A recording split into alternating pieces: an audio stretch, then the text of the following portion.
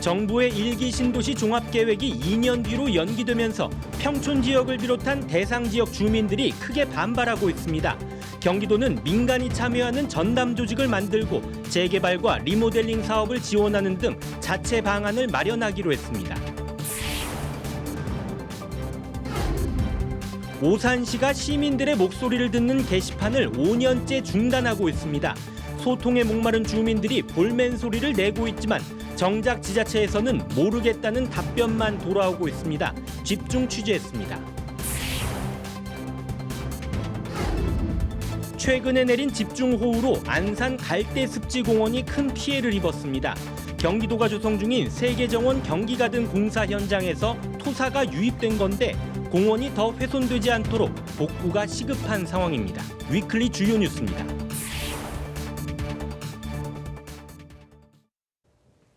시청자 여러분 안녕하십니까? 경기 주간 종합 뉴스 시작합니다.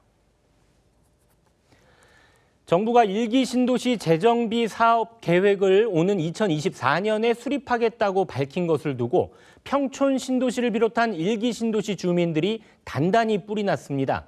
관련 대책이 언제 나올지 모르는 상태에서 마냥 기다릴 수만은 없다고 목소리를 높이는데요. 주민들은 현재 추진 중인 리모델링 사업이라도 속히 진행돼야 한다며 목소리를 높이고 있습니다. 이창호 기자가 주민들의 목소리를 들어봤습니다.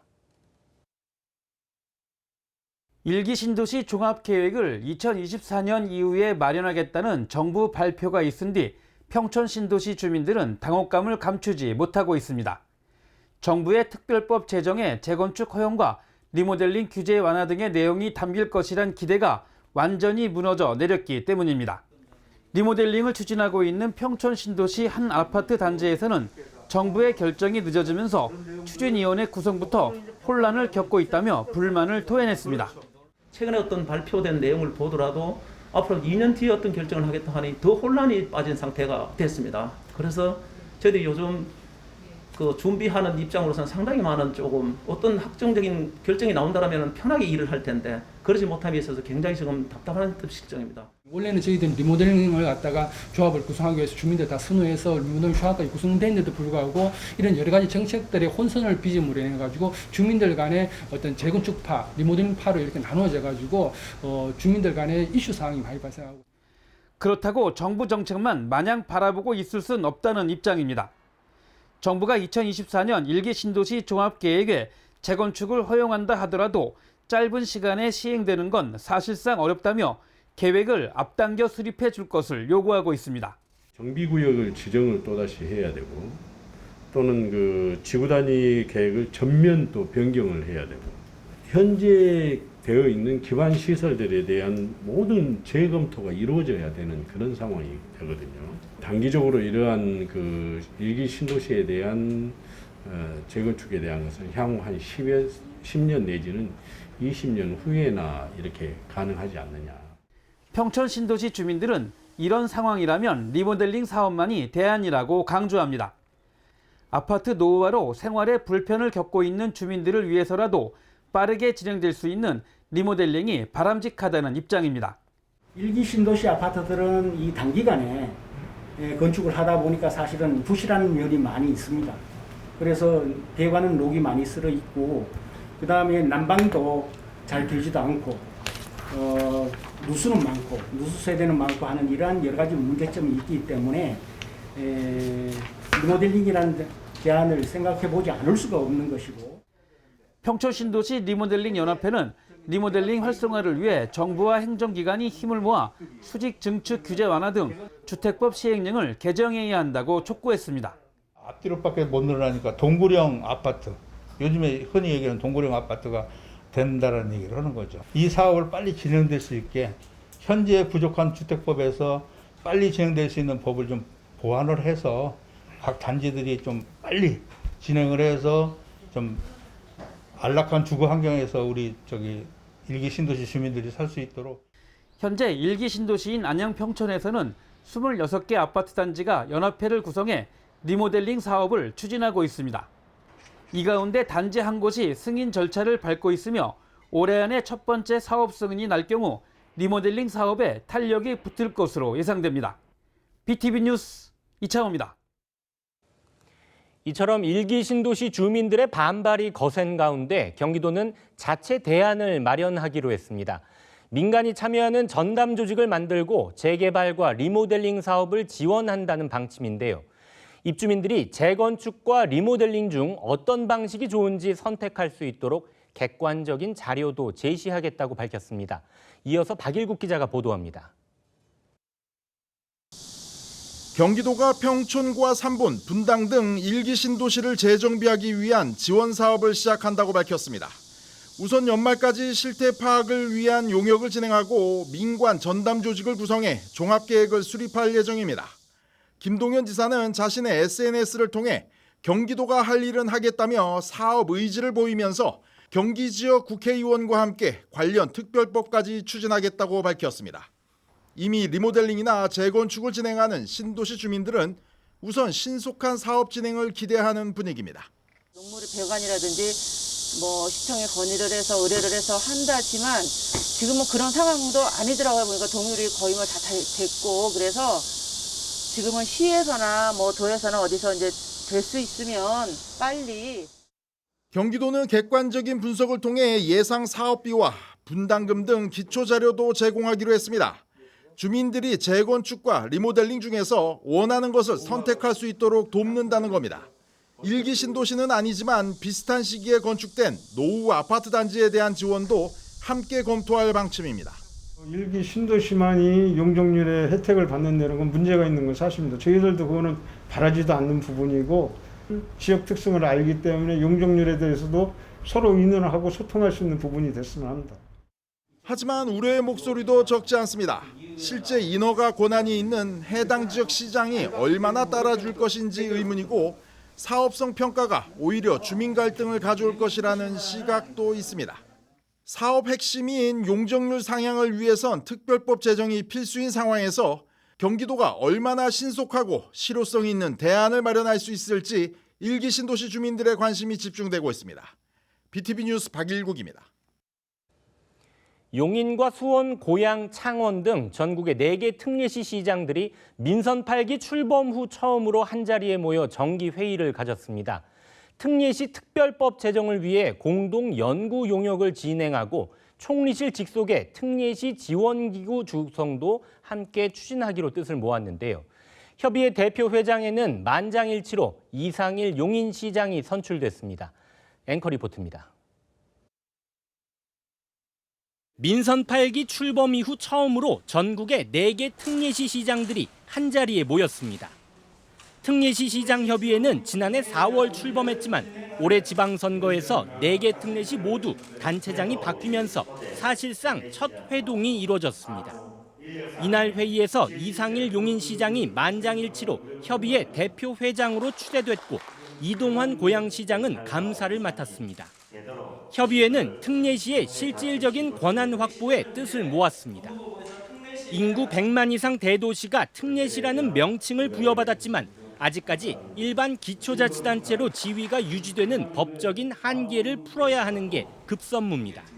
핵심은 재정특례인데 재정특례를 위해서 좀 지혜를 가져가고요. 전임 시장 때부터 지금까지 쭉 제 관찰을 해보니까 리포트를 읽어보니까 어떤 측면에서는 지역적인 것에 너무 다가가지 않는 측면도 있고요. 이에 협의회는 특례시 특별법 제정과 특례시 지원기구 구성을 공동 추진합니다. 각 특례시 시정연구원이 관련 기초 연구 용역을 진행해 특례시 지원의 필요성과 근거, 국내외 사례 등을 분석해 특별법 제정의 타당성을 입증한다는 계획입니다. 총리실 직속의 특례시 지원기구는 이상일 시장의 제안으로 논의됐습니다. 이양받은 특례 사무에 대한 후속 지원이나 추가 권한 확보를 위한 법령을 재개정할 때 중앙부처와 국회, 광역자치단체 사이의 네트워크를 구축하는 게 핵심입니다. 4개 특례시가 특례시답게 발전을 하려면 행정 재정 권한을 더 많이 확보해야 합니다. 4개 특례시장 협의회 대표 회장으로서 대통령실, 총리실, 행정안전부, 입법부 등과 접촉을 해서 특례시 권한 확보를 위해서 최선의 노력을 다하겠습니다. 민선 8기 특례시, 새로운 시장들이 추진하는 전략이 시민이 체감할 수 있는 실제적인 변화를 이뤄낼 수 있을지 주목됩니다. BTV 뉴스 박희붕입니다.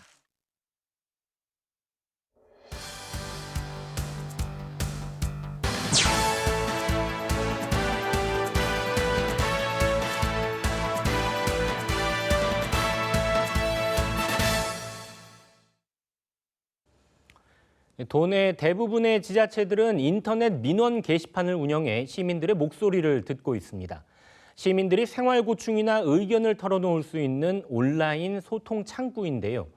하지만 오산시의 경우 민원 게시판을 5년 전인 지난 2017년 돌연 중단했고 그 이후로도 게시판은 운영되지 않고 있습니다. 소통에 목마른 주민들이 볼멘 소리를 내고 있는데 정작 오산시에서는 모르겠다는 답변만 돌아오고 있습니다. 임세혁 기자가 집중 취재했습니다. 오산시 인터넷 홈페이지 민원 게시판인 오산시의 바란다입니다. 버스 노선을 개선해달라는 민원과 상습 불법 주정차 발생 구역을 단속해달라는 민원 등 다양한 민원이 올라와 있습니다. 그런데 민원 글들을 읽어가다 보면 2017년 9월 5일 이후부터는 더 이상 민원이 올라오지 않고 있는 걸 확인할 수 있습니다. 어떻게 된 것일까? 오산시가 민원 게시판 운영을 중단한 겁니다.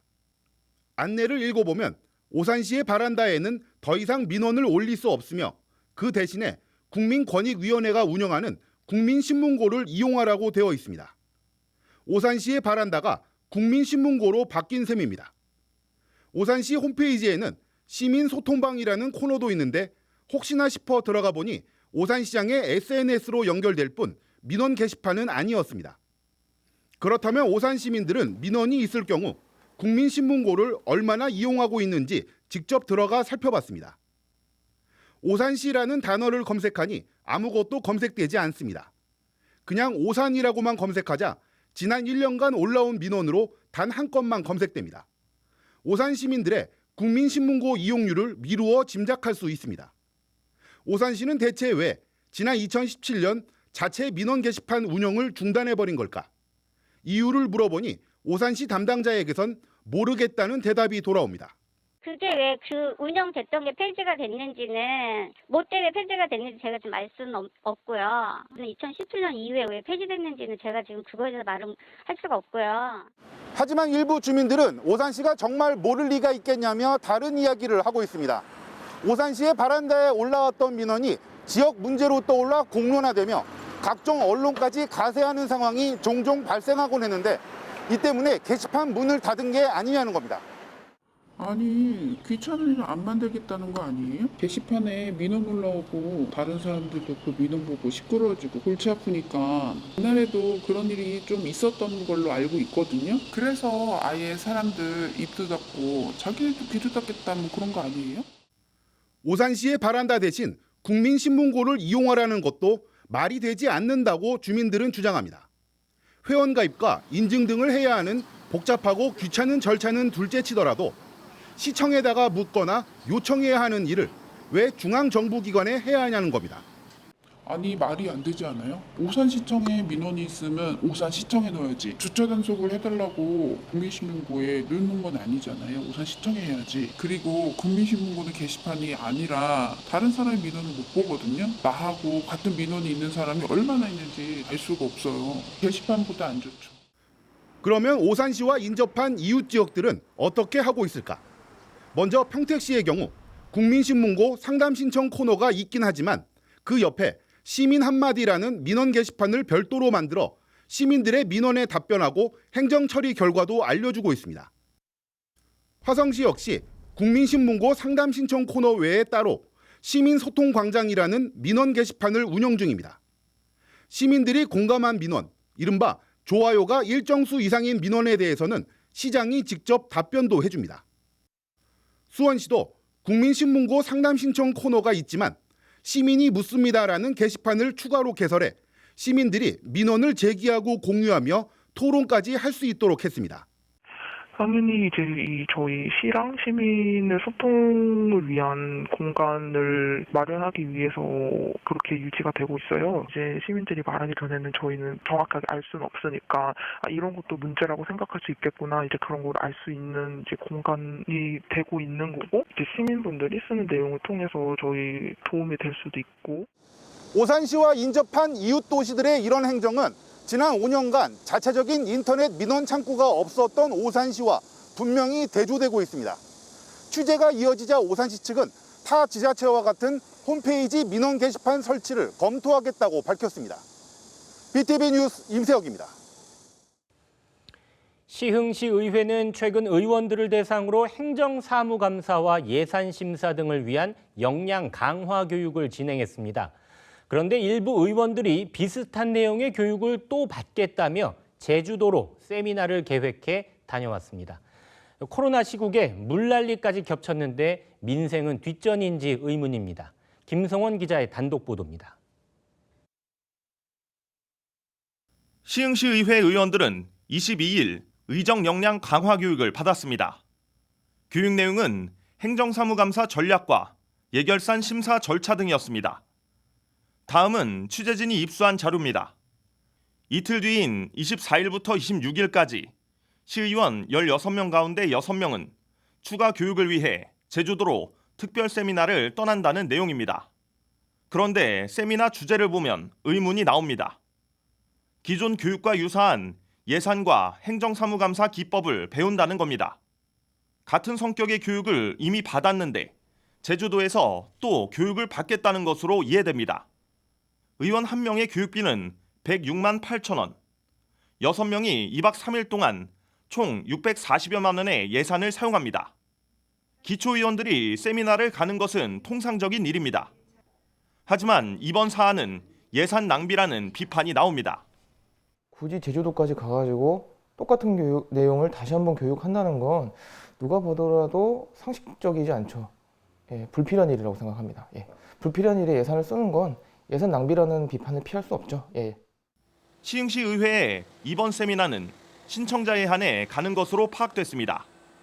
세미나를 가지 않는 의원들 가운데는 민생 현안이 바빠 가지 못하게 됐다거나 동일한 교육을 이미 받아 필요성을 못 느꼈다라는 대답이 나왔습니다. 시흥 지역 코로나19 확진자는 지난 일주일 동안 하루 평균 1,100여 명이 발생했습니다. 또 이달 들어서는 폭우로 인해 688건의 피해가 접수되기도 했습니다. 이런 가운데 시흥시 의회 일부 의원들은 제주도로 이해하기 힘든 세미나를 떠납니다. BTV 뉴스 김성원입니다. 시흥시가 지난해 100억 원이 넘는 체납액을 징수하지 않거나 보류하기로 했습니다. 3년 사이 결손 처분 금액이 무려 5배나 늘어났기 때문인데요.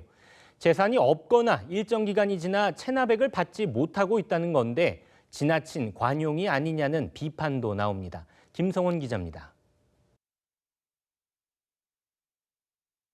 지방세 징수법 제106조입니다. 지방자치단체회장은 납세자에게 특정 사유가 있을 경우 체납액을 적리 보류할 수 있다고 명시돼 있습니다. 시장 권한으로 체납액 징수를 유보하거나 아예 하지 않을 수 있다는 건데 이를 지방세 적리 보류 또는 결손 처분이라고 합니다.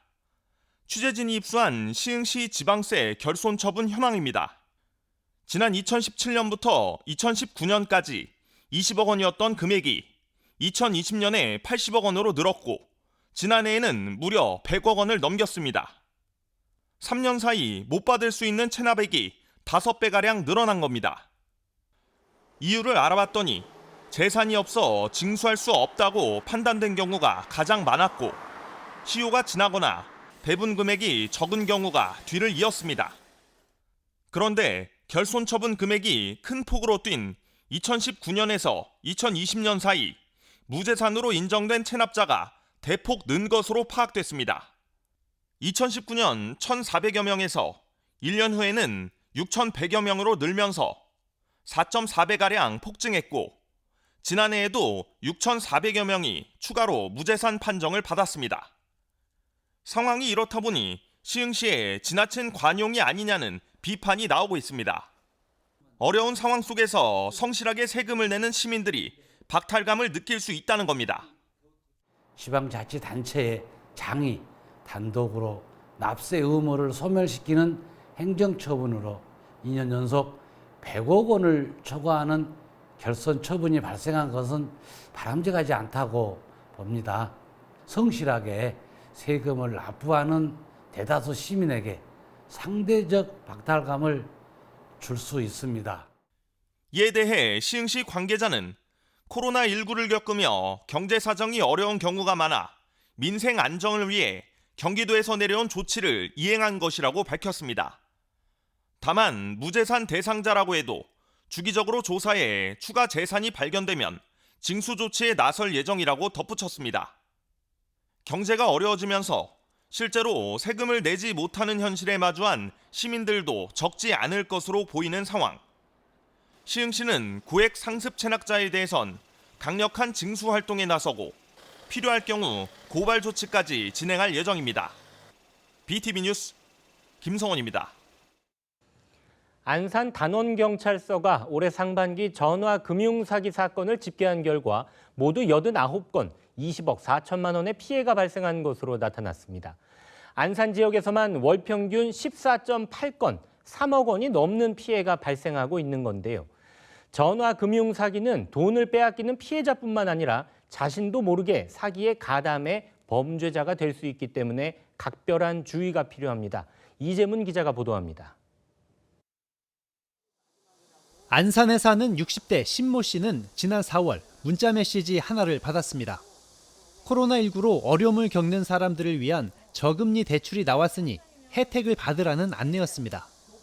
통화를 해보니 1년간은 무이자, 이후의 이율도 기존 대출보다 월등히 낮다고 안내했습니다. 금융기관에서 받은 대출이 많아야 혜택이 더 좋아진다며 금융기관 여기저기서 대출을 받도록 했습니다. 신 씨는 그렇게 금융기관에서 5,300만 원을 대출받았고 그 돈을 저금리 대출을 해준다는 업체 직원에게 현금으로 넘겨줬습니다. 돈을 넘겨준 뒤에야 사기라는 걸 깨달았습니다. 돈 받으러 오는 사람의 보험회사가 다 틀린데 똑같은 사람이 계속 오는 거예요. 만약에 삼성이면 이 사람이 틀려야 되잖아요. 교보, 삼성 뭐 다 똑같더라고. 돈 받으러 오는 사람이. 안산 단원경찰서가 올해 상반기 전화 금융사기 사건을 분석해봤더니 계좌이체 등 비대면으로 돈을 받는 유형이 31.5%, 피해자를 만나 현금을 직접 건네받는 방식이 68.5%로 확인됐습니다. 고수익을 보장해준다는 광고로 현금 수거책을 모집해 범죄에 이용하고 있는 사례가 늘고 있는 겁니다. 뿐만 아니라 소액 대출을 미끼로 선불 유심칩을 개통하게 해서 전화 금융사기에 대포폰으로 이용하기도 합니다. 주로 20대 초반의 사회 초년생들이 본인도 모르게 범죄에 가담하게 됩니다. 휴대전화에 통신 품질 테스트를 하는 아르바이트를 모집한다면서 발신번호 조작을 유도해 범행에 이용하기도 합니다. 온라인 구직 사이트에서 고액 알바, 재택 알바 광고에 현혹되어 체크카드와 통장, 유심칩과 휴대전화를 타인에게 제공하고 현금 전달 심부름을 하거나 발신번호를 조작해주는 통신중개기 관리책으로 범죄에 가담하고 있다면 즉시 범행을 중단하고 경찰에 자수해 주시기 바랍니다. 경찰이나 검찰, 금융감독원 등 공공기관은 어떤 경우에도 개인정보를 요구하지 않습니다. 저금리 대환 대출을 받게 해준다는 문자와 전화, 애플리케이션 설치 요구는 100% 보이스피싱이라는 게 경찰의 설명입니다. 최근에는 대출을 갈아탄 고객에게 계약 위반이라며 기존 대출금을 현금으로 상환하라고 요구하는 방식의 금융사기가 활개치고 있어 주의가 필요합니다. BTV 뉴스 이재문입니다.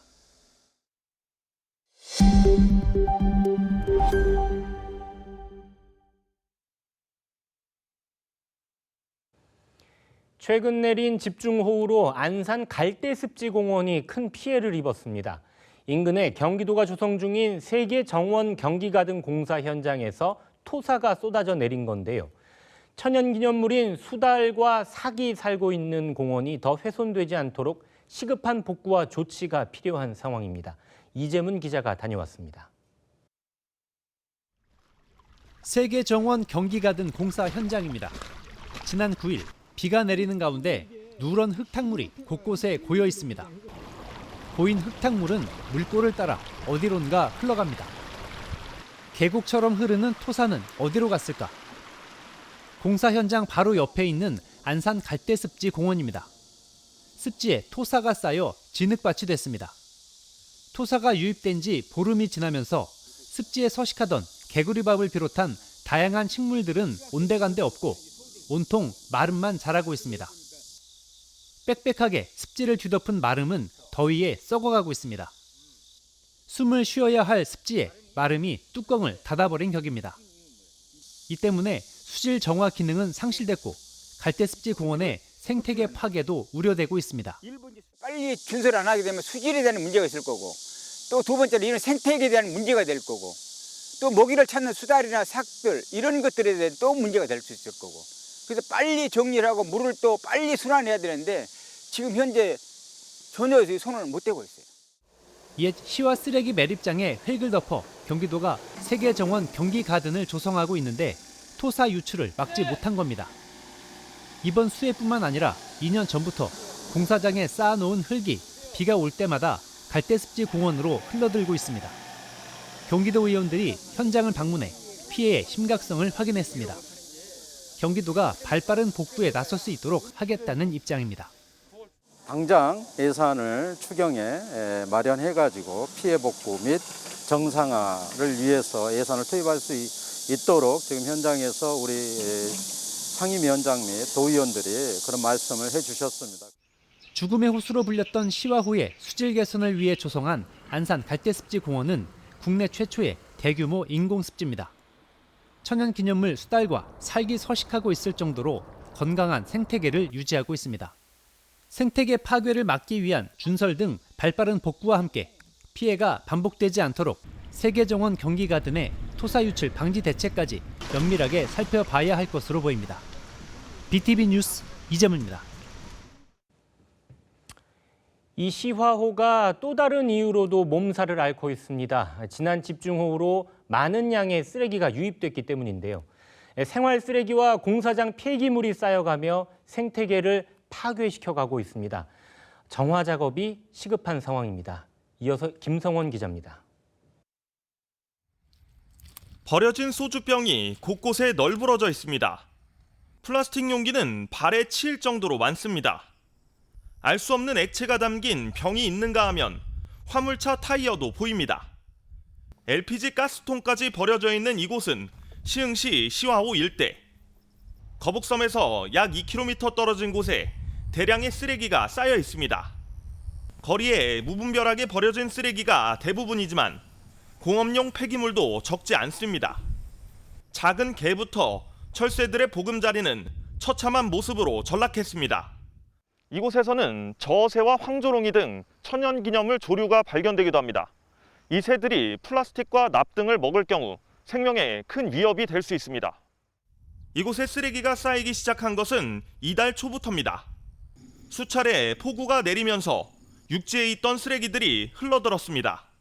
최근에 바람이 많이 불고 또 집중호우로 해서 이렇게 많은 쓰레기들이 위쪽에서 유입이 됐는데 여기는 약간 좀 안쪽으로 들어와 있고 바람이 한쪽으로 모이는 공간이다 보니까 쓰레기가 좀 대량으로 지금 이제 유입이 돼서 그냥 두면 생태계 파괴까지 우려되는 상황. 시흥 지역 환경단체는 서둘러 정화 작업에 들어갈 예정이라고 밝혔습니다. 또 무심코 버린 쓰레기가 하천과 바다를 오염시키고 있는 만큼 양심 있는 행동을 당부했습니다. BTV 뉴스 김성원입니다. 안양천 산책길에는 15년 전 심어져 지역의 명물로 자리 잡고 있는 대나무 숲길이 있습니다. 그런데 얼마 전 재해 예방이라는 명목으로 의왕시가 대나무 숲을 제거하기 시작했는데 대나무 일부는 아예 뿌리채 뽑혀 나갔습니다. 예방 차원이라는 시의 의도와 다르게 주민들은 반발의 목소리를 높이고 있습니다. 무슨 이유인지 권예술 기자가 알아봤습니다. 안양천 산책길에 대나무가 처음 심어진 건 지난 2007년. 15년 동안 자란 대나무는 터널 숲을 이룰 만큼 자랐습니다. 시민들은 이곳을 힐링의 숲이라 부릅니다. 그런데 의왕시는 최근 중장비를 동원해 대나무를 뿌리채 뽑아 제거했습니다. 마주보고선 대나무로 시원한 그늘숲을 형성하던 과거와 달리 현재는 상당히 휑한 모습입니다. 작업이 이루어졌던 곳에 가보니 대나무의 흔적을 찾아볼 수 없고 이렇게 뿌리가 뽑힌 대나무만 남아 있습니다. 벌목의 이유를 알 길 없는 시민들은 그저 하루빨리 이전의 모습으로 돌아오기만을 바랄 뿐입니다. 안타깝죠. 왜냐하면 여기 되게 시원했거든요. 양쪽으로 다 이게 대나무 숲이 우거져서 항상 시원하고 좋았었는데 이렇게 다 파헤쳐지니까 좀 안타깝고 더 빨리 복구됐으면 좋겠다는 생각이 듭니다. 대나무 숲을 훼손한 의왕시는 폭우가 내린 후 쓰러진 대나무를 제거한 것이라고 설명합니다. 그러면서 안양천 정비 사업의 일환으로 오는 2024년 어차피 대나무 숲 일부를 제거할 계획이었다라며 수해 복구와 예방 차원에서 그 일정을 앞당긴 것뿐이라 문제가 없다고 밝혔습니다. 하지만 환경단체는 재해 예방 차원이란 말에 어폐가 있다고 주장합니다. 대나무의 단단한 뿌리가 오히려 흙의 유실을 막아 비 피해를 막아준다는 겁니다.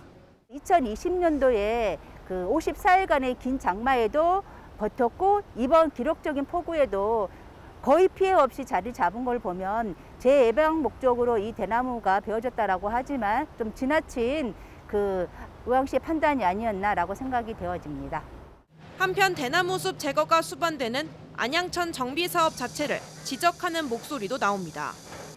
구체적 정비 계획이 공개되지 않은 상황에서 무작정 대나무 숲 제거가 먼저 이뤄진 정황이 포착됐다는 겁니다. 물이 흐른과 전혀 관계가 없을 듯한 이 대나무 숲을 제거해서 자전거 도로, 일반 공원을 만들겠다는 그런 발상을 적극 재검토할 것이며 비합리적인 이 과장된 이런 사업에 그 많은 예산을 투여한다는 것 자체도 저희는 이해할 수가 없습니다. 주민들의 반발에 부딪혀 현재 대나무 숲 제거 작업은 중지된 상태입니다. BTV 뉴스 권예솔입니다. 기후 위기에 대응하기 위해 탄소 배출 감축 조례를 제정해야 한다는 목소리가 높아지고 있습니다. 법률은 제정됐지만 경기도 내에서 관련 조례를 만들어 시행하는 시군은 7곳에 불과한 상황인데요. 환경단체와 시민단체들이 주민 발의를 통한 조례 제정 운동에 들어갔습니다. 보도에 박일국 기자입니다. 수원과 의왕시의 경계에 있는 월암아이씨입니다. 차량이 돌아나가는 도로 주변 녹지를 이용한 태양광 발전 사업이 추진됐지만 수년째 제자리 걸음입니다. 고압 전선이 지나고 특별한 용도가 없는 빈 땅이지만 관련 기관이 많다 보니 제대로 활용을 못하는 겁니다.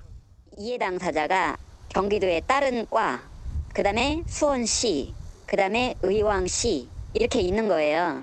그래서 있다 보니까 세월화인 거죠. 도민 참여형 태양광 발전 사업은 사실상 정체 상태입니다. 지난 2020년 경기도가 그린 뉴딜 사업을 위해 지역 협동조합 등과 태양광 발전소 100메가와트를 건설하겠다고 밝혔지만 현재 목표 달성률은 1% 수준입니다. 지난해 경기 아트센터 지붕에 태양광 발전소를 설치한 이후 올해는 한 건도 발굴하지 못했습니다. 상황이 이렇다 보니 신재생에너지 확대와 탄소 배출 감축을 위한 조례를 제정하고 강화해야 한다는 목소리가 높아지고 있습니다. 2050년 탄소 중립을 위해 2030년까지 탄소 배출을 50% 감축하는 중간 목표를 조례로 법제화하자는 겁니다. 단계적으로 그 목표와 그리고 이제 어떻게 관리하겠다는 내용이 들어 있어야 하는데 이거 없이 그냥 우리의 목표는 2050년 탄소 중립이에요라는 것만을 믿고 그냥 이제 조례가 그냥 이행되는 것들을 신뢰할 수 없다. 그리고 나중에 정말 우리가 2050년 가서 이거 그러니까 못했다라고 하면 그때는 방법이 없지 않냐.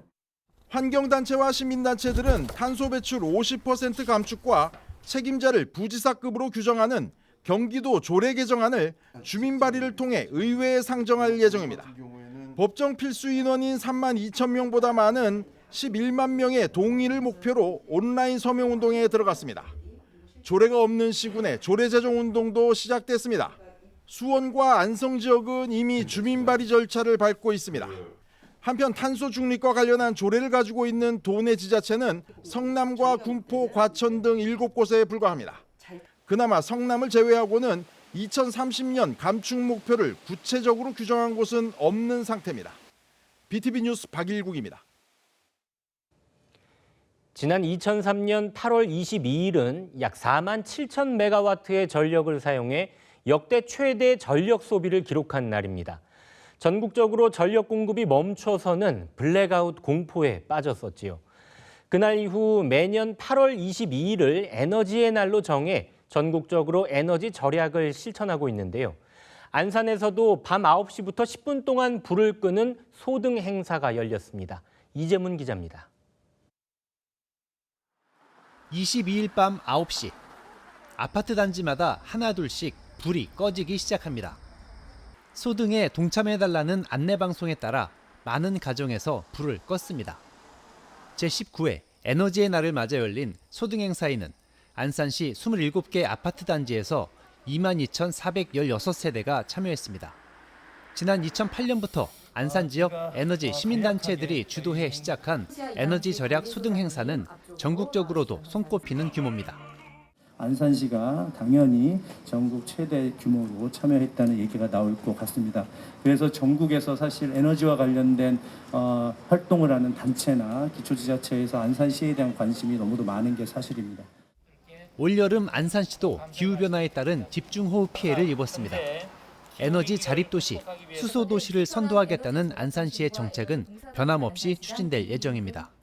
100여 년 만에 처음 이를 정도로 470여 밀리미터의 기록적인 강우량을 단 하루 만에 기록하는 그런 기상 이변도 있었습니다. 우리 모두 이러한 기후 변화 위기에 어떻게 보면 당사자이기도 하고 피해자이기도 합니다. 시민들은 일상생활 속에서 실천할 수 있는 에너지 절약 방법을 공유하며 기후 위기를 극복하자고 다짐했습니다. 에어컨 온도를 실내 적정 온도인 26도로 낮춰놓고 사용하고 또 다른 방법으로는 여름철에는 블라인드를 켜서 햇빛을 맞고 겨울철에는 블라인드를 열어둬서 실내를 따뜻하게 하는 방법으로 실천하고 있습니다. 한국전력거래소 분석 결과 이날 전국적으로 진행된 에너지의 날 행사를 통해 약 47만 킬로와트의 전력을 아낀 것으로 확인됐습니다. 한편 안산 지역 에너지의 날 소등 행사는 한때 50여 개 아파트 단지 4만여 세대가 참여했었는데 해를 거듭할수록 참여율이 떨어져 아쉬움으로 남습니다. BTV 뉴스 이재문입니다.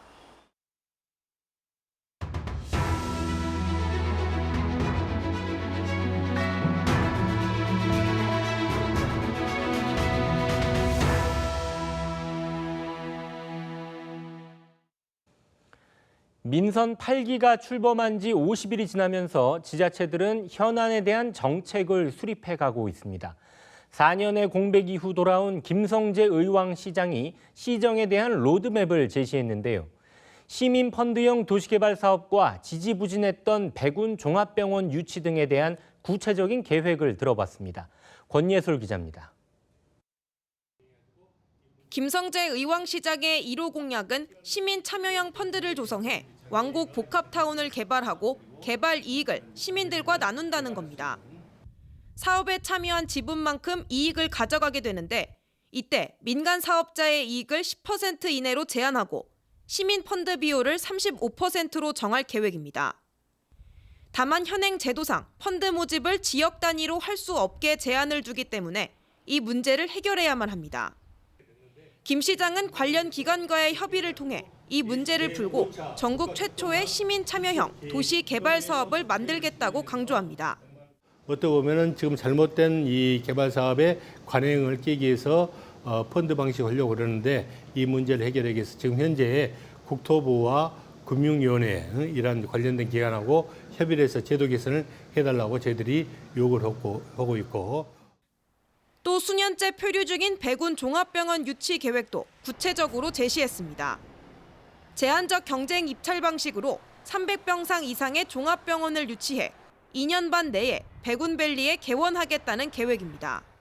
그래도 지속 가능한 이제 병원이 되려고 그러면은 최소한 300병상 이상의 2차 의료기관이 종합병원을 유치하는 게 중요하다. 그리고 여기에 뭐 R&D 센터라든가 그리고 이제 뭐 교육 그런 시설 이런 것까지 같이 복합적으로 들어오는 게 좋겠다. 이 밖에도 김 시장은 의왕시가 해결해야 할 GTX C노선 건설비와 운영비 부담을 완화하기 위해 국토부와 협의하겠다고 강조했습니다. 교통과 개발, 교육과 관련된 의왕시의 4년 비전을 담은 민선 8기 특집 대담은 다음 달 8일 BTV 케이블 채널 1번에서 오후 7시 30분에 시청할 수 있습니다. BTV 뉴스 권예솔입니다. 물가 상승으로 경제 여건이 어려운 상황에서 새로운 판로를 통해 활로를 찾아가는 사회적 기업들이 늘어나고 있습니다. 추석을 앞두고 선물 세트를 출시하거나 주문 생산을 하는 맞춤형 서비스로 대목 효과를 기대하고 있습니다. 박일국 기자가 보도합니다. 화성 지역 식품 제조협동조합이 모여있는 사업장입니다. 작업장 한쪽에서 치즈를 만드는 작업이 한창입니다. 추출부터 성형까지 대부분 수작업으로 진행하고 주문을 받아 생산 납품하는 방식입니다. 숙성고에는 추석 대목을 기대하고 만든 치즈가 발효 단계에 들어갔습니다. 도내에서 축산 농가가 가장 많은 지역 특성을 살려 유제품 생산에 도전했습니다. 1등급 원료보다 더 주고 갖고 올게. 우리한테는 줘봐. 치즈를 만들어서 팔면은 7배의 부가가치가 있다는 논문도 제가 읽었기 때문에. 경기 지역 협동조합과 사회적 기업들이 추석을 맞아 다양한 선물 세트를 내놓고 있습니다. 시흥 꿈상회 등 오프라인 매장뿐 아니라 온라인 쇼핑몰까지 판매망도 꾸준히 늘리고 있습니다. 지난해 처음 추석 선물 세트를 출시했던 경기도 주식회사는 올해 5,000세트, 1억 5천만 원 이상 판매할 수 있을 것으로 기대하고 있습니다. 이 제품을 구매하는 것만으로도 이런 착한 기업들에게 자립의 기회를 주기도 하고요. 제품 자체에 경쟁력이 있는 제품을 저렴한 가격에 판매하기 때문에 소비자에게도 이득이 되는 상품이라고 생각합니다. 여러 업체가 만든 제품을 묶은 선물 세트는 구색 갖추기가 힘든 사회적 기업에게는 효과적인 판매 방식으로 평가받고 있습니다. 새로운 묶음 상품 개발이나 판로 개척뿐 아니라 협동조합 사이의 연대를 강화할 수 있는 기회가 될 수 있어서 장기적으로도 사회적 경제 기업의 경쟁력을 갖추는 데 도움이 될 것으로 보입니다. BTV 뉴스 박일국입니다. 이천시가 저소득 청년을 대상으로 1년간 월 최대 20만 원의 임차료를 지원하는 청년 월세 한시 특별 지원 사업을 시행합니다. 지원 대상은 부모와 별도로 거주하는 만 19세에서 34세 청년으로 임차 보증금 5천만 원, 월세 60만 원 이하인 주택에 거주하는 무주택자입니다. 지원 대상자로 선정된 청년은 오는 11월부터 2024년까지 월 20만 원 한도 내에서 실납부 임차료를 최대 12개월간 지원받을 수 있습니다. 수원역 성매매 집결지가 폐쇄된 지 1년이 흘렀습니다. 성매매업소가 모두 사라진 뒤 상업시설이 하나둘씩 들어서면서 이 일대가 탈바꿈하고 있는데요. 이런 가운데 아픈 역사를 기억하고 재발을 막자는 취지의 공간이 마련됐습니다. 기억공간 이따를 김효승 기자가 소개합니다. 청소년 출입금지 팻말이 내걸리고 그 안쪽으로는 유리방이라 불리는 성매매 업소들이 자리합니다. 모두 수원역 성매매 집결지로 이제는 사진으로만 그 풍경이 남아 있습니다. 시민과 주변 상인, 성매매 피해 여성을 비롯해 집결지를 기억하는 이들의 목소리가 글과 영상으로 역사의 한 편을 장식합니다. 1900년대부터 오늘에 이르기까지 수원역 성매매 집결지의 출발과 운영, 그리고 폐쇄 과정이 한데 모였습니다. 기억공간 이따의 개관전, 집결지의 기억, 도시의 미래를 잇답니다. 이런 행사를 어떠한 제재도 없이 할 수 있다는 거에 대해서는 너무 무량합니다. 예, 그렇지만 어쨌든 이 안에는 여성들의 삶이라든지 이런 것들이 녹아있고 철도의 역사와 수원역의 어쨌든 집결지 형성 과정과 같이 맥락을 같이 하기 때문에 그러한 아카이브전을 1900년도부터 2022년도까지 좀 만들어냈습니다. 지난해 5월 전면 폐쇄된 이후 새로운 변화를 맞은 옛 수원역 성매매 집결지 일대. 기억공간 이따는 집결지의 역사가 되풀이되지 않도록 하자는 취지에서 성매매 업소가 있던 자리에 세워졌습니다. 경찰과 지자체는 협업을 이어가며 일대 불법 성매매 재발을 막겠다는 포부입니다. 기억으로만 남게 되도록 이곳 주변에서 발생하는 유사 범죄에 대한 풍선 효과를 차단을 위한 단속 그리고 안전 순찰을 끊임없이 병행해 나가도록 하겠습니다. 수원시는 성매매 여성에 대한 자활 지원을 이어가는 동시에 수원역 일대의 문화와 경제 발전 정책도 추진하겠다고 밝혔습니다. 이 폐쇄된 공간이 이제 60년 만에 시민의 품으로 돌아왔습니다. 정말 가슴 뛰고 벅찹니다. 이곳을 단기적으로는 시민들에게 돌려주는 문화 공간으로 만들겠지만 중장기적으로는 경기 남부권의 발전의 경제적 중심지로 상업과 문화가 어우러진 공간으로 탈바꿈하는 옛 수원역 성매매 집결지. 옛 집결지를 포함한 수원역 일대가 앞으로 어떻게 변해갈지 관심입니다. BTV 뉴스 김효지입니다. 군포시 대야미동을 거점으로 활동하고 있는 7명의 발달장애 청년 작가들이 있습니다. 비록 장애가 있지만 그 누구보다 그림에 대한 애정이 깊다는 공통점으로 뭉쳤는데요. 이들이 판화로 그려낸 군포시의 모습은 어떨까요? 권예솔 기자가 전시회에 다녀왔습니다. 3번 로데오 거리와 철쭉동산, 군포 시민이라면 모를 리 없는 곳들이 판화에 새겨졌습니다. 오랜 시간 곁을 지켜줬으면 하는 군포의 문화유산과 자신이 간직하고 싶은 아름다운 장소들이 한 폭의 그림에 담겼습니다. 발달장애인 청년 작가 7명이 만들어낸 우리가 기억한다, 기록한다 전시회가 군포 문화예술회관에 마련됐습니다. 회화 분야에서 주로 작업하던 로아트의 청년 작가들이 판화가 홍윤을 만나서 서로 함께 공동 작업을 하면서 판화로 창작 영역을 넓히기 위해서 이번 전시회를 기억하게 되었습니다. 직접 동네를 다니며 사진을 찍고 몇 날 며칠을 몰두해 완성한 작품들. 다양한 색과 기법 등 자신만의 언어로 관객과 소통하는 법을 만들어갑니다.